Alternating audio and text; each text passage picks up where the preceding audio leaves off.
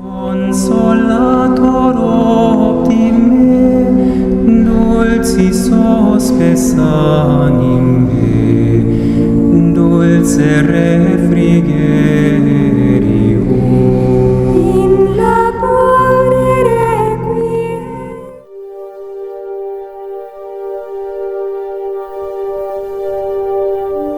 ¿Quién soy? Esta es la pregunta más inmediata y persistente, la de la propia esencia. Todos nos la hacemos de vez en cuando, y su importancia ha sido tan reconocida que el mismo oráculo de Delfos tenía en su dintel el letrero Gnosis Auton, conócete a ti mismo. Sin embargo, la mayoría de nosotros vive sin darle una respuesta a esta pregunta. ¿Quién soy? ¿Soy un joven? Si lo soy, ¿eso quiere decir que cuando deje de ser joven, dejaré de ser yo? ¿O habrá quizás algo más profundo que se mantiene a lo largo del cambio? Porque soy distinto de cuando tenía 7 años, pero puedo reconocer que algo se ha mantenido. ¿Quién soy? Para algunos soy hijo. Para otros soy hermano. Quizás para otros seré padre. ¿Acaso me defino en relación con los demás? Pero, ¿quién soy para mí? No obstante, ahí hay un avance. La relación con los demás hace que yo perciba al otro como semejante a mí, y a mí como semejante a los otros. De alguna manera, me identifico con ellos, y junto con ellos, hago parte de una colectividad. Y entonces, si hago parte de una colectividad, tal vez resulte metodológicamente válido que comience por definir al colectivo y luego al individuo que soy dentro de él.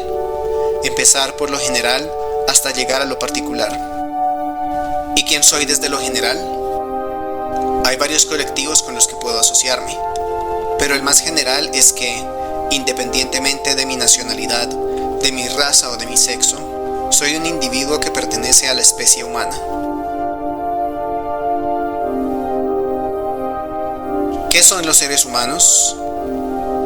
Comencemos respondiendo a esta pregunta a partir de la ciencia natural, la biología. La biología establece un criterio taxonómico para definir a los seres vivos. Los agrupa en categorías según los elementos que tienen en común con otros miembros de la misma categoría, y los contrasta con otros elementos de otras categorías distintas. Son estas clasificaciones, en últimas, las que constituyen el conocimiento científico. Bajo este criterio científico, la especie humana se denomina técnicamente Homo sapiens sapiens. Es la única especie sobreviviente del género Homo, del orden de los primates, lo que la coloca dentro del reino animal.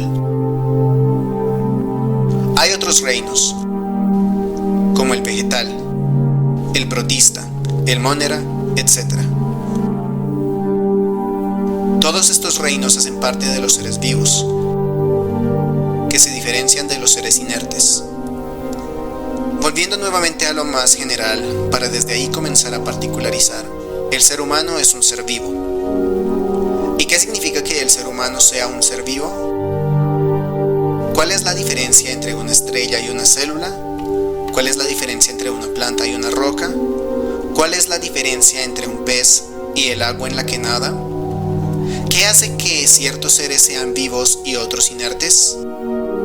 ¿Qué característica común tienen los seres vivos que no tienen los seres inertes y viceversa? ¿Qué tienen en común los seres que van desde las partículas subatómicas hasta los astros más grandes del universo, que no tienen las bacterias, los hongos, las plantas o los animales? Nos sentiríamos tentados a pensar que los seres vivos se mueven, pero si nos vamos al interior de los átomos, vamos a ver que sus partículas también se mueven. ¿Están vivos los protones, electrones o neutrones?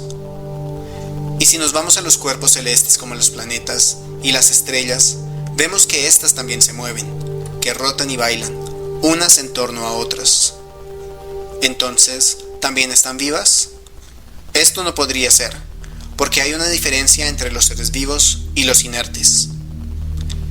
En las partículas subatómicas, el movimiento está dado por la fuerza de las interacciones entre ellas, el núcleo tiene protones y neutrones, y que es por la interacción con ellos que los electrones se mueven en la corteza del átomo. Volviendo a lo más grande, a los planetas, vemos cómo danzan coreográficamente formando elipses perfectas, pero únicamente porque son arrastrados por la gravedad de la estrella más cercana y puestos en equilibrio por la gravedad de otros cuerpos. Y así es todo lo que hay en el intermedio.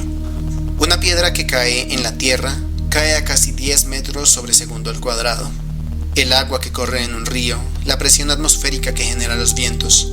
Los seres inertes se mueven, pero su movimiento no les es propio, les viene de afuera. Obedece a fuerzas externas regulares que la ciencia ya ha logrado predecir con fórmulas matemáticas. Los seres vivos también se mueven, pero de una manera drásticamente distinta. El movimiento de los seres vivos les es propio.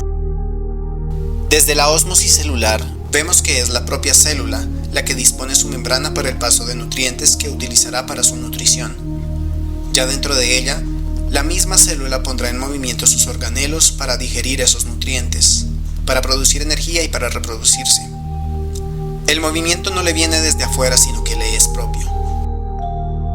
Lo mismo sucede con las bacterias, los protozoos, con ciertos hongos y obviamente con los seres vivos pluricelulares.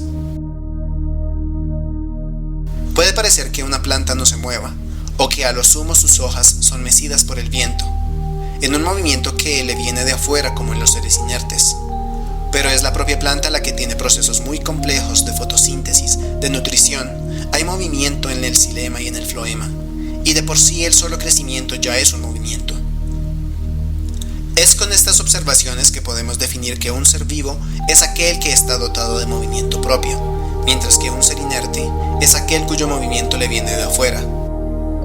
Entonces, el ser humano es un ser vivo porque su movimiento le es propio y no ajeno. Pero hay muchos tipos de seres vivos. Ya vimos que entre estos, el ser humano es un animal. ¿Qué significa que el ser humano sea un animal? Los animales son seres vivos porque se mueven por sí mismos, y el ser humano se mueve a sí mismo. Por lo tanto, es un animal. Sin embargo, ya vimos que moverse a sí mismo es la característica definitoria de todo ser vivo. ¿Qué tienen de particular entonces los animales? ¿Qué los diferencia de otros seres vivos? La respuesta a esta pregunta también está en el movimiento. Los animales se mueven de una forma distinta a otros seres vivos. ¿Cómo se mueven los animales? El movimiento de los animales, además de ser también de crecimiento como los otros seres vivos, es de desplazamiento. Los animales se mueven para cambiar de lugar a través del espacio. Algunos animales andan sobre la tierra.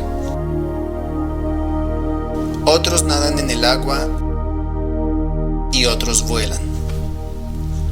¿Por qué se mueven así los animales?